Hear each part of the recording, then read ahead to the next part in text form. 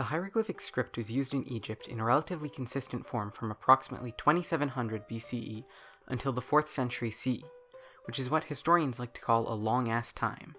However, by the end of this lifespan, the script had overwhelmingly been replaced by one derived from Greek, and only a precious few individuals could still read and write it. As these last few hieroglyphic writers died out, so too did the ability to translate the script into the spoken word.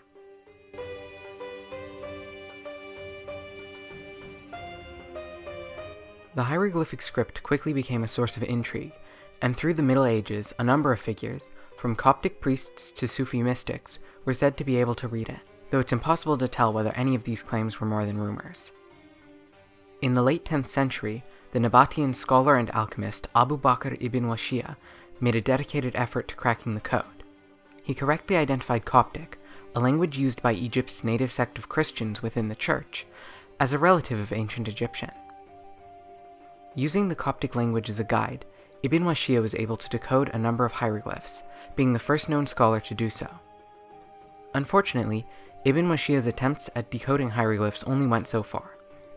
While he got some symbols right, he was never able to actually read the language, and his work would have needed quite a bit of expansion for anyone to do so. When later thinkers began to take an interest in the script once more, however, they didn't often turn to Ibn Washia. Their primary source for trying to decipher hieroglyphic was a book known as the Hieroglyphica, supposedly written by an Egyptian priest named Horapollo.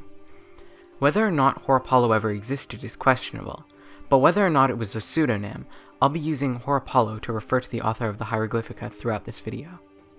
Horapollo wrote that the hieroglyphic script consisted of drawings representing concepts. As an example, Horapollo claimed that the Egyptians used a symbol of a goose to represent the concept of a male child, giving the explanation that geese were fiercely protective of their offspring, just as humans were towards their sons. With Horapollo's work in mind, European thinkers of the Renaissance and Enlightenment set about trying to decode the Egyptian script as an abstract problem.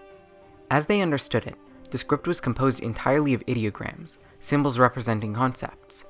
Therefore, they believed that they wouldn't need to know the long-dead Egyptian language to figure it out. Instead, they would simply need to figure out the logic behind each symbol. Of course, this wouldn't be easy. You can see from the goose example that such ideographic concepts could be very unintuitive. However, they believed that, with enough thought and willpower, they could crack the code, and open up hieroglyphics for the world to understand. There was just one small problem. Horapollo was wrong. Hieroglyphs were not strictly ideographic, and of those that were, most were used as equivalent ideograms, that is, representing the item they depicted directly, not abstract concepts related to that item. Most of the time, hieroglyphs were used in a phonetic manner. In the previously mentioned example of a goose being used to mean sun, for instance, the reason why was because the symbol of a goose represented the sound za, which happened to be the word for sun. Ibn Washia's approach had been more correct, and some European thinkers such as Athanasius Kircher recognized the value in his work. But despite this fact, most European thinkers put their trust in Horapollo instead. Even Kircher, despite believing Ibn Washia that the Egyptian language was related to Coptic, remained convinced that hieroglyphs were primarily used to record abstract messages, not language, and followed this assumption in his fruitless efforts to decipher the script. Due to the flawed premise European scholars were working with, study of hieroglyphic writings went nowhere towards understanding what they said. They made some progress, such as recognizing that hieroglyphic sections contained within separate ovals from the rest of the text, which would later be called cartouches, were likely the names of important figures. Some individuals also correctly hypothesized that hieroglyphs were used to transcribe language like any other script, but this idea would take a long time to catch on. In 1799, a major discovery would bring the script one step closer to decipherment.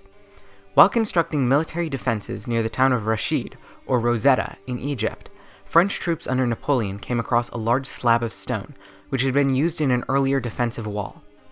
This slab, which would be called the Rosetta Stone, was inscribed with a royal decree from King Ptolemaeus V, written in 3 scripts.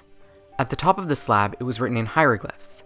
Underneath, it was written in another script, identified by one scholar as Cursive Egyptian, a script which he'd previously seen on ancient papyri. Finally, at the bottom, the decree was inscribed in the ancient Greek script, a script known to and translatable by modern Europeans of the time. In this Greek inscription, it explained that the same message had been transcribed in all three scripts, with the middle one being called Demotic, or Common Egyptian. So, with the same decree written in all three scripts, the Europeans were able to decipher the hieroglyphs, right?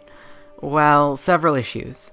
First of all, the Rosetta Stone was not completely intact, with a large section from the top of the hieroglyphic portion being missing, as well as a smaller portion at the end of the Greek section. As such, they couldn't just start from the beginning and figure out the translation from there. Secondly, even if it had been intact, the Europeans had no idea which direction the script would be written in.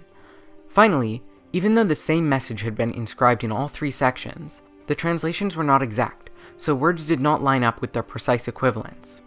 So, for over a decade, very little progress was made on deciphering hieroglyphs. During that period, more progress was made on deciphering Demotic. In 1802, Sylvestre de Sacy was able to translate a number of names from Demotic, and his student, Johann David Åkerblad, figured out a few more proper nouns and the sound values for around half of the characters. Without Horapollo's work skewing his impression of the script, Åkerblad took a similar path to Ibn Washia, comparing the script to Coptic in order to figure it out, though he ultimately failed to crack it completely due to the incorrect assumption that the script was fully phonetic.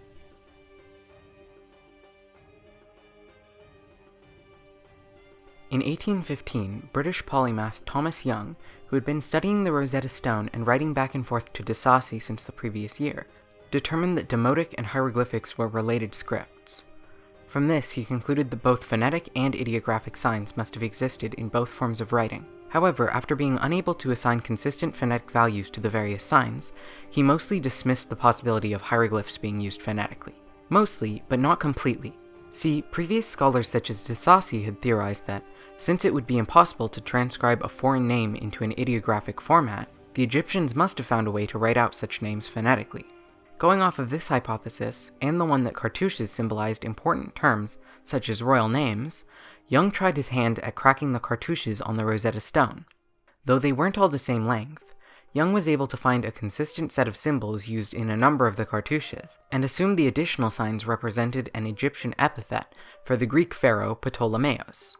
Focusing on the shorter section of 8 symbols consistent throughout a large number of the cartouches, Young identified the demotic equivalents to each of these symbols, considered the phonetic values for these signs suggested by Åkerblad, and determined that 6 of the signs spelled out the sounds P, T, Ol, Ma, E, and Os. While he was only partly correct, and was unsuccessful in trying to use the same technique on some other cartouches, Young had made a major step in the decipherment of hieroglyphs. What followed was another decade without significant progress.